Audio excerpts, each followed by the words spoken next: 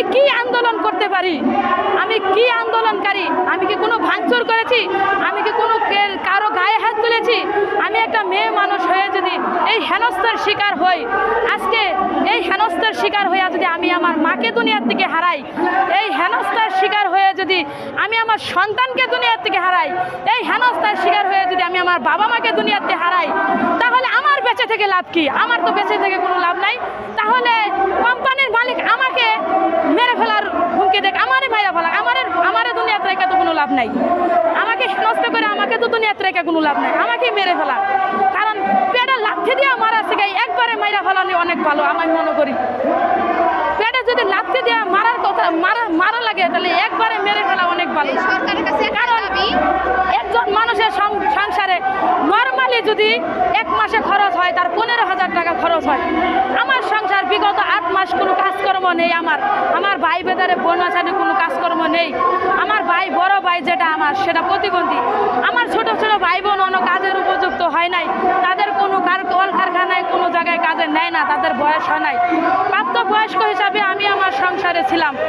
আমি যদি একজন দিয়ে যদি 5 জন চলে, সেই সংসারে যদি আমি হেনস্থ হই, সেই সংসারে যদি আমার কর্ম না থাকে, কাজ না থাকে, তাহলে সেই সংসারটার কি বেহাল অবস্থা। আমার মার প্রতি মাসে 15,000 16,000 টাকা তার একটা ক্যানাডা করতে লাগতো, দিনে 500 টাকার ওষুধ লাগতো। যে বিলে হোক, চুরি হোক, জানতে দেয়, ওটা আমার ম্যানেজ করতে হতো। আজকে যদি আমার কাজ থাকতো কোম্পানিতে, যদি আমি কমপক্ষে 14,000 টাকা পাইতাম, সেই 14,000 টাকার বিনিময় হলেও আমার সংসার কিছুটা হলেও উদ্ধার হতো। কিন্তু কোম্পানি আমার সেক্ষেত্রে সেই সুযোগ সুবিধা কোনো কিছুই রাখে নাই।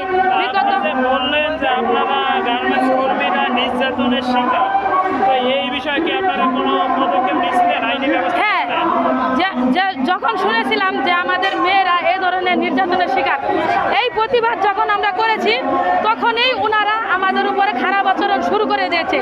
ওনাদের কথা হলো যে ওনাদের কাছে শরীর বিক্রি করতে পারবে সেই ওই জায়গায় চান্স পাবে, যে পারবে না সে পাবে না। কারণ গরিবের ঘরে জন্ম নিয়েছে, দেহ বিক্রি করার জন্য না, কাজ করে খাওয়ার জন্য, চুরি করে খাওয়ার জন্য না। যেহেতু উনি খারাপ প্রস্তাব দিত, তো আপনারা কি সবাই মিলে ওনার ওনার বিরুদ্ধে যে কথা বলতে যাইতো, সাব্বিরের বিরুদ্ধে যে কথা বলতে যাইতো, তাকে ওনারা কাউকে না জানিয়ে ডেকে নিত। ডেকে নেওয়ার পর তাকে বের করে দিত। তাকে হুমকি দেওয়া হতো যে তোমরা যদি এই জায়গায় থাকো, তোমাদের এর চেয়ে খারাপ বেহাল অবস্থা করব, যদি এগুলা কথা ফাঁস হয়, এগুলা কথা প্রকাশ হয়।